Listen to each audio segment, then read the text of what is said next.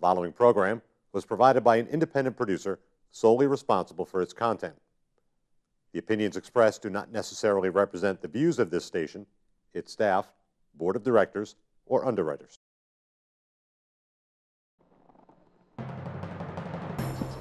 Every day, citizens around the country are faced with new dilemmas.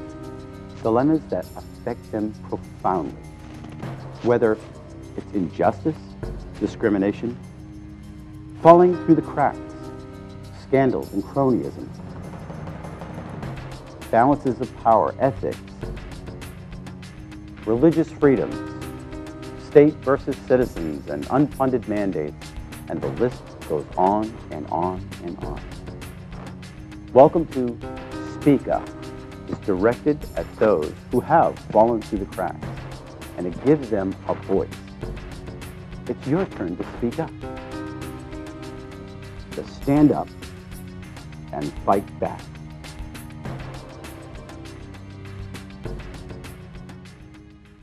Welcome to Speak Up. I'm Kevin Avard, your host, and as you know, we're in the political season, and we've had a number of guests talking with everybody from the state representatives, state senators, as well as congressional candidates, and of course Senate candidates. And today I'd like to introduce you to Jim Rubens. You're running for Senate as well, the U.S. Senate. United States Senate. Thank you, Kevin, for having me here. Absolutely. Today. Welcome to the show. Wonderful. We appreciate you having on. Yeah. We've had you on our Gate City Chronicles, but this is Speak Up, so this is a little more politically inclined to discussion. So how's the campaign going? It's getting next to... We're very, very close right now. Just a few days left before primary day.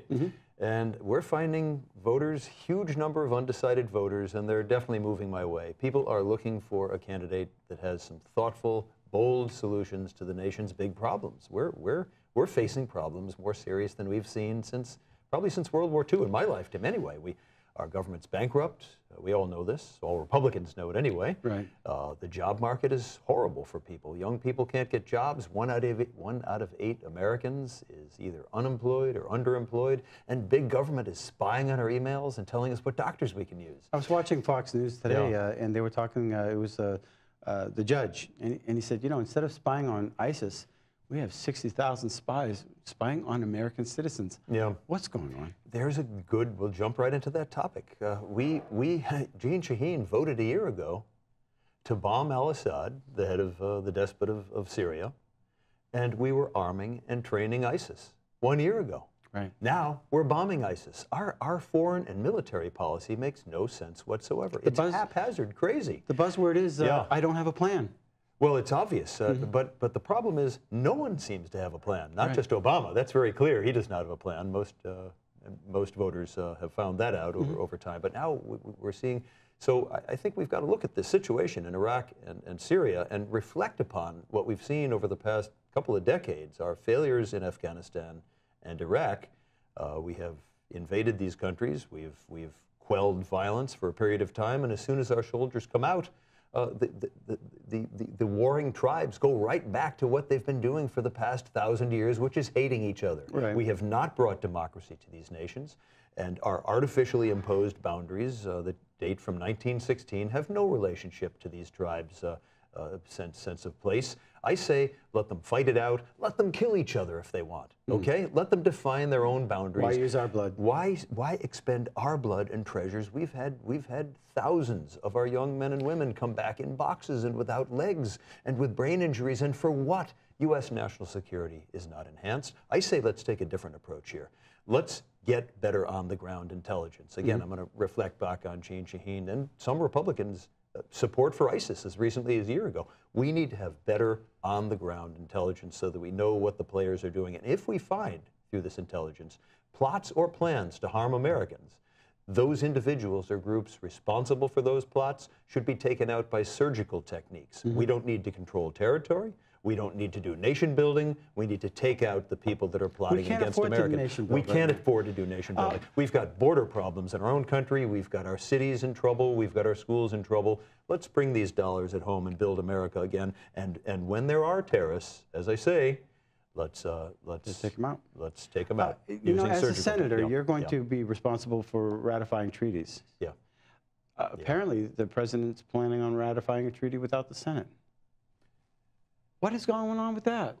The extent to which Lawless. this president has become lawless. The extent to which this president has become lawless is staggering, and it's a creeping problem. And this problem, unfortunately, becomes worse during times of war or when war is threatened or concerned. The Constitution tends to get forgotten, and this is when the greatest risks to loss of our constitutional liberties can exist. We see this Patriot Act that people passed after 9/11, and that was renewed.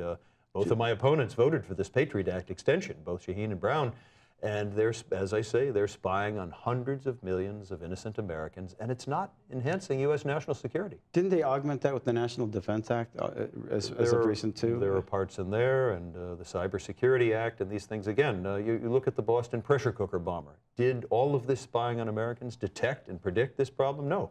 So we've got to Americans need to be aware of this stuff, report to the authorities when you see suspicious activity. That's far more effective than forcing elderly people to take off their shoes in airports. Right.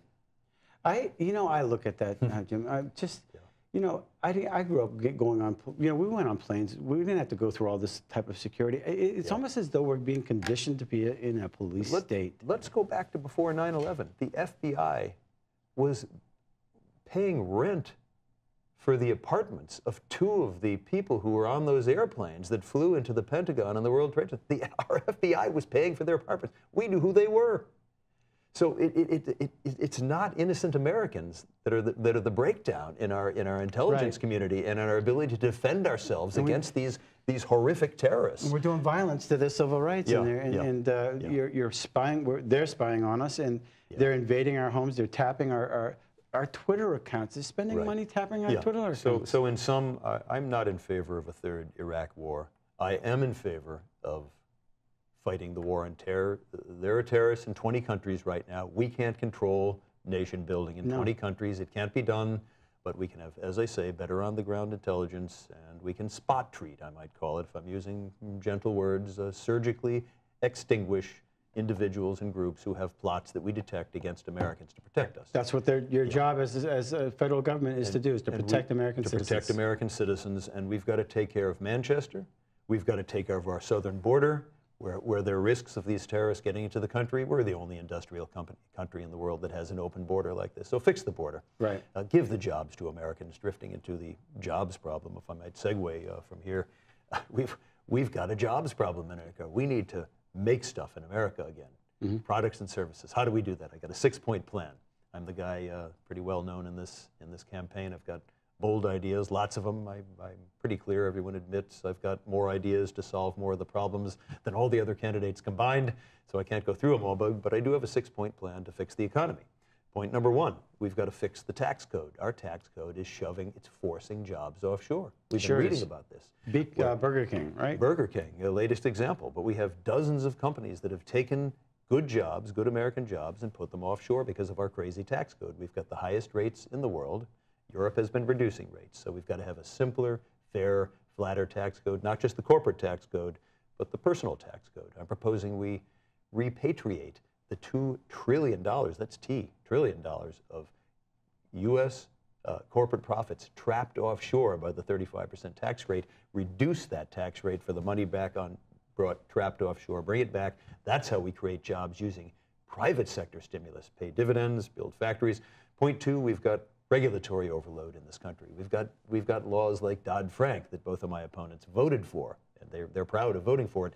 30,000 pages of new regulations. The too big to fail bank, Wall Street banks, they're bigger than they were before. Their financial ratios, according to the FDIC, the Federal Reserve Board released a report post-mortem on Dodd-Frank about 3 weeks ago. The too big to fail banks are bigger than they were before. Their financial ratios are worse. And the American taxpayer is still on the hook when they go under again. And what's worse, it's hurting badly the New Hampshire small business economy. But the stock market's going up. Well, the stock market, the Federal Reserve Board in Washington have focused helping the stock market, and that's all very nice, but the small business community in this state can't get loans. The first-time home buyers being crippled by Dodd-Frank regulations, 30,000 pages of new regulations. And the small banks in this state and the small businesses in this state did not create the meltdown. That's right. Actually, New Hampshire is probably the third highest taxed in the nation On business profit tax. We have some state tax problems too. But amazing. I'll stick to the federal problems. Sure. And then, as I say, my two opponents, both the Democrat and the Republican, voted for Dodd-Frank. And one of them, Gene Shaheen, collected $1 million from Wall Street, and the other one, Scott Brown, collected $3 million from Wall Street. So I'm also, one of my bold ideas, we need to fix the corrupt campaign system we've got. Votes are being purchased. You say that. I also think about the Keystone Pipeline. Yeah. Somebody donated, what, $100 million to the Obama administration so that he holds this up? That's not American. That is Mr. Steyer. It's a free country. He's spending his money to promote Democrats and block the Keystone Pipeline, and it's his right to do so. But the question voters have got to ask is, do you want bought and paid for politicians representing you in Washington? Right. Because what you get when you get bought and paid for politicians, they're not doing the people's work. Right. They're unable to solve the problems. And I know there's difference of opinion on what we need to do to break gridlock in Washington. One of my opponents says, well, compromise with Obama. Yeah, we could get stuff done if we compromised with Obama. We'd get more Obamacare. So that's not my approach. My approach is to take bold ideas that solve problems that are built on core Republican principles, personal liberty, free markets, balanced budgets, constitutionally limited government, and build on those core conservative principles with solutions like I did in the state here when I served in the state Senate. That's right, you were a former state senator. I'm a former state senator. How long did you serve? I served just 4 years, but I got a heaping load of agenda items done because I came into office as like I'd like to in Washington as a volunteer fireman. My job was to keep my promises and get the work done. I campaigned on charter schools. Right here in Nashua, you've got the top testing school in the state. It's a charter school, the Academy of Science and Design, and it's operating, and this is amazing, it's operating at 1/3 the cost per student. We're solving people's problems. What role is the federal government in our education? In education. I'm proposing that the federal government's Department of Education be disbanded and the money be block granted back to the states and local school districts, because, including the special education money, because the different states can have different approaches to solving problems. And you get two huge benefits from this approach, this constitutional approach. Mm-hmm. Different states have different needs. Right. The world is different in Mississippi than it is in New Hampshire. And let our two states figure out these problems in the ways that are different. The federal government doesn't allow this. Secondly, you get the benefits of the experiments. Different states will try different approaches. Some approaches will work, and the states will imitate the ones that work. So we're going to get improvements, competition, and we're going to get innovation faster. So I'd like to disband the Department of Education, block grant the money. I'd like to have a nationwide refundable tuition tax credit, a little bit like the one we have right here in New Hampshire, so that deserving parents can choose the best public or private school for their sons and daughters all over the nation. And that just passed muster with the Supreme Court, didn't it? In New Hampshire, just passed muster. That was our state constitution that was at play here. So we have this kind of program right here in New Hampshire. People love it. It's oversubscribed. Our charter schools are all oversubscribed. Parents love it. Kids' lives are being lifted up. Diversity of approaches, not a federal one-size-fits-all People are very approach. concerned about this Common Core thing. It's a federal thing. The federal government, the only thing they've been really good at is our military, and of course they've been downsizing that. But it seems like if they touch the VA, what is the bureaucracy? You can't weed through it. It's just overloaded. It's top-heavy. Yeah. It's one of the principles of a more efficient government. I mean, let's go back to a big problem we have in the United States. We're broke. Okay, mm-hmm. 1 out of every $5 we're spending to run our federal government is printed money. Right. Printed money. Okay, we are at end-stage fiscal insanity. We've got, and of course we've known about this. The baby boomers, 10,000 of us a day, my age, retiring every single day, and there's no way it could be sustained. Young people. No, they're not going to get any Social Security on this break. They're being taxed. So we have to fix this problem. And we've known about it for 30 years. And politicians, standard garden variety politicians, like the one we've got down there now, avoid controversy, duck the issues, have no town meetings, don't put any solutions on the table. You know, we've kicked the can down the road for 30 years now. We can't do it anymore. That's why I come back to bold solutions. You've got to have a United States senator willing to put serious solutions that are common sense, that are conservative, on the table, and I believe Republicans will win elections that way. We're not going to win elections by compromising with Obama. We don't need somebody that's, we need somebody that's going to be able to take on a fight. And right now, you know, what comes to mind is Harry Reid had his first 4 years of Obama. He didn't even have a budget. It's not even legal. Why? The man did not have a budget, and yet they say, well, Congress is broken. Well, let's start looking at the Senate first. The Senate didn't do anything. It basically stalled. They didn't allow bills to get up. Are you going to get up there and say, look, we need a budget? Are you going to do that? Are you going to say, I'm ready for Donnybrook? Because, you know, after a while, you get these politicians that get in there and they say, well, you know, let's compromise. Well, there comes a time where you have to stop and you got to say, wait a minute. A great illustration of the problem with compromise is the budget deficit, okay? Every year, every 2 years, we kick the can down the road, we increase the debt ceiling. And we say, well, the next Congress will deal with the problem. And then we do it again in the next Congress, and now we're up to 17, 18 trillion dollars in debt, pushing fast, plus the unfunded future promises. We're up to $100 trillion. This is about $1 million. And the media is not talking about It's about this. $1 million per household. The media doesn't talk about it because they figure Americans don't care about it. I can tell you young people care about it because they know it's a ripoff. It's a massive intergenerational theft. My generation stealing from young people because we want stuff now and we want someone else to pay for it. Thank you for saying that. And it's got to end. It's got to end. And someone is going to have to belly up to the bar. And it comes back to me why I'm running for this office. I'm like a volunteer fireman, like I said. I'd like to go to Washington, belly up to the bar, and get honest with people. We've got to deal with this now. And so I've proposed, and I'm going to go out and touch the third rail, the so-called third rail of American politics. I'm going to say we're going to means test Social Security and Medicare. Millionaires don't need it. And we're going to do that so that those programs can exist for young people, so that deserving people who need and depend on these programs can depend on them and get them. But we can't keep giving out a free lunch with printed money. It seems so. Well, here in New Hampshire, and no other. I just say this: no other candidate has put anything on the table to deal with this. In New Hampshire, we've recently passed Medicaid expansion. Perfect example. Has everybody lost their mind? Yes. Because all that is doing is everybody say, well, you know, we can't leave anybody behind. Right. Well, let's start making an environment to where we create prosperity and jobs instead of creating a bigger welfare base and then creating more of a drag on the seniors and the economy. It's important to talk about in-state, the Medicaid expansion. It's paid for. The federal government has promised to pay for 100% of it for 3 years and 90%. We got to come back to the fact the federal government is bankrupt. Right. They're paying for the program with printed money. And for a New Hampshire legislator, really needs to get focused on the fact the money is going to get taken away. Right. And the taxpayer in New Hampshire is going to get stuck with the tab because you're taking people off of private insurance, you're putting them on subsidized insurance paid for with printed money. The train is going to hit the wall. So, you know, this is the kind of hard stuff that politicians have to tell the truth about. Right. So, you know, I've gone to the voters, unlike my opponent, and said, you know, we can't do this in New Hampshire.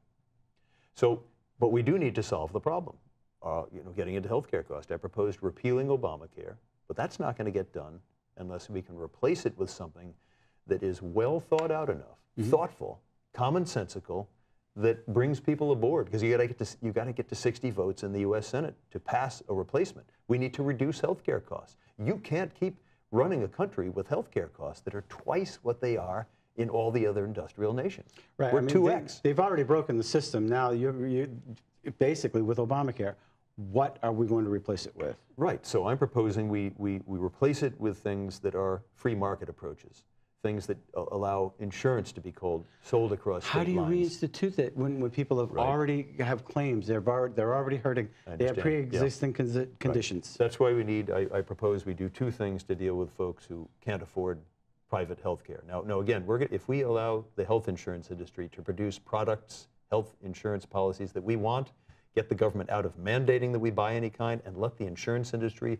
produce a portfolio of different kinds of insurance products that we buy because they're attractive, because they appeal to us, they do the job. That's why I propose things like term health insurance, like term life insurance, so that young people are incentivized to get in early while they're young and invincible. They get the low cost, and that low cost remains for 20 or 30 years like term life insurance.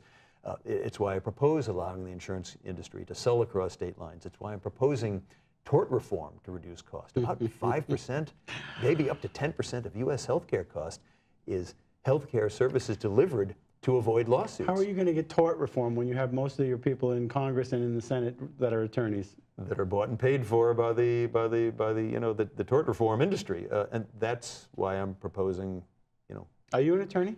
No, but I understand attorneys want to get paid. It's a gravy train.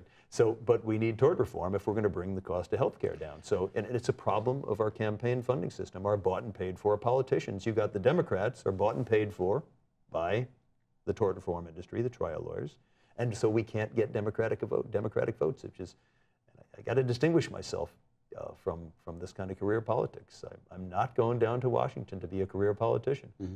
I've term limited myself, 2 terms max. I'm going to give my pension. Somebody else did that not too long ago. Gordon Humphrey did that, who our former incredible U.S. Senator here from New Hampshire. He kept his promise. He could have been reelected to a 3rd term easily, and he kept his promise, and he went back home again. And the advantage of that is you get politicians who are focused on serving the people and not building a career. I'm not going down to Washington to get rich. I've term limited myself. I'm going to give my pension back to the taxpayers, and I'm not going to become a lobbyist after I leave office. Right. Half of U.S. senators become lobbyists. They cash out, and they earn an average of $2 million a year, and it warps and distorts motivations of people serving down there. You've got career politicians down there serving now. You've got candidates that are career politicians. That's not me. Right. I'm like as I say, I'm like a volunteer fireman. I'm going down there to fix problems. Gordon Humphrey recently endorsed Hemingway, but he also today endorsed, I think he endorsed you as well. He endorsed me again Hemingway's today. running for governor, and you're running for the United States Senate. Yeah. And I mean, that's a heavy hitter. He's, I would say, Senator Humphrey is our most respected conservative in the state of New Hampshire. Mm-hmm. I've worked for him. I've seen the way he works in politics. He's an independent thinker. He's fundamentally committed to core conservative principles, unshakably committed to them, right. And he does not waver on these principles. Yet at the same time, he's creative, he's constructive, he's willing to go boldly where conventional politicians don't go. He's a credible role model for me. I really think and an honor to have worked with him when he ran for governor back in 2002. I was his spokesman and chief policy advisor. There are a lot of people that are very concerned about this amnesty thing that's ready to hit. What can the Senate do to block this amnesty? Yeah. Well, it's just 50 votes, blocks amnesty. Even though the president has a pen. Well, the president's pen, it's a big problem. We've got to have presidents who adhere to the Constitution again. But again, we have a good shot if we can win this election here in New Hampshire of having 51, 52, 53 Republicans in the U.S. Senate. And we can start bringing bold ideas, real substantial solutions. The House is going to pass them. The House has plans to reform health care that make it more affordable, that give people access, that improve the quality of U.S. health care without a government takeover. There are plans, and the media won't report them. I've got a plan. There are several in the House. Those plans will come to the Senate floor, and they're going to get voted on, and we will put plans that provide freedom for Americans on President Obama's desk, and Americans will choose between a system that is funded with printed money and that is going to bankrupt America faster, and a plan that solves the problems. And President Obama will have to face this choice. Would you like to audit the Federal Reserve? It's on my website. We need to audit the Fed. Has it ever happened? Has it ever happened? There was a partial audit, thanks to Ron Paul and others. There was a partial audit, and right after the meltdown, we learned that some ungodly sum of trillions of dollars were temporarily floated to prop up the big Wall Street banks that created the meltdown. Trillions. We didn't know the number until the audit was done. We need a complete audit. We need an audit of the Pentagon. The Pentagon has had a budget for the past 6 years that's unauditable, according to the Government Accountability Office. So again, these are we want the strongest national defense in the world. We want the most technologically advanced national defense in the world. There's no question about that. But we need to know how the money is being spent. One of the things people are really concerned about that I hear it I watch Facebook. Everything on Facebook is true. Yeah. So I'm kidding. Yeah, right. But I read it the on the militarization of our police forces across the country, and I remember Obama campaigned about needing a civilian force that is as powerful as our military. I'm wondering what the heck's going on with that. You're seeing tanks in sheriff's office.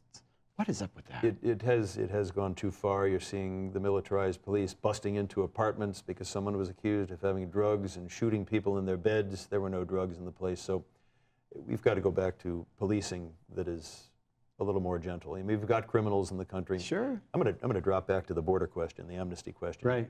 Here's my answer for that. It's a two-piece answer. Number one, secure the border. Mm-hmm. And number two, shut down the magnet. We've got a magnet. We've got an open border, and we've got a magnet. The open border says, come on across and get free services in the United States. My opponent, Scott Brown, voted for the magnet. Free higher education, subsidized higher education for people coming across the border. Mm-hmm. Jeanne Shaheen favors, free health care, That's free schooling, that's potential voters for free it. housing, free Obama phones for people coming across the border. So secure the border, shut down the magnet. Jobs for Americans. How about streamlining? When people actually want to come here and work and contribute to our society, sometimes it takes years for them to do it. And there are people that would really do good in our society, but they've got to jump through hoops. Whereas the illegals are coming in and they're it's getting easy all as the pie, benefits. Right. It's not fair. So my approach would be stepwise, because we went through an amnesty for, hey, promise we'll fix the border, we'll fix everything else in 1986, and the 3 million illegals were given amnesty, and the border never got fixed. Right. We have funded the border. The money is already there. Okay, we just got to do it. So the American people, I think, would allow a debate to begin in Congress about fixing our broken immigration system once the border is fully secured operationally, not a promise, but actually functioning. Employer background system so the jobs are going to Americans. People who can't get a job might go back home again. Then we need to deal with our immigration system. We've got one that is top-heavy on bringing in people who become dependent on the American welfare system. It's just got to be the opposite. We need an immigration system that allows people to come in who will help our economy flourish. People with capital, people with skills and talents that we don't have here, people who will do jobs that Americans genuinely will not or won't do, even if salaries and wages are higher. And if we tilt our immigration system in that direction, we'll have a richer, we'll have a diverse society as we have right now. We'll have an immigration system that builds our economy, that supports our economy, and does not grow the welfare state. But I think the borders have to be fixed first. The magnet has to be shut down first. 30 seconds. How do people get in touch with you? JimRubens.com. So my final pitch to voters, we're in deep doo-doo. We've got big problems. It's very, very clear that the winner of this primary, the large sums of money to defeat Jeanne Shaheen in the November election, will flow to the winner of this primary. So voters in the state have an opportunity to vote for the best candidate. I'm the guy who's brought bold solutions to, when I worked in the state Senate, charter schools, electricity competition, victim restitution, SB2 all-day voting. I did that in the state Senate. I'd like to do that in Washington. Bold solutions that lift up people's lives and restore our country to greatness. Great. Thank you for coming on the show. We appreciate it. Thank you, Kevin. All right, and that's the segment of Speak Up. We hope this helps you in your decision making. Until then, please, whatever you do, get out and vote and bring a friend or two. Thank you for watching Speak Up, and we want to thank our sponsor, Avard, the Dean of Clean, the carpet cleaner in the Nashville area. If you want to contact them, call 603-521-7657. Thanks for watching. Every day, citizens around the country are faced with new dilemmas that affect them profoundly. Whether it's injustice, discrimination, falling through the cracks, scandals and cronyism, balances of power, ethics, religious freedoms, state versus citizens, and unfunded mandates, and the list goes on and on and on. Welcome to Speak Up. It's directed at those who have fallen through the cracks, and it gives them a voice. It's your turn to speak up. To stand up and fight back.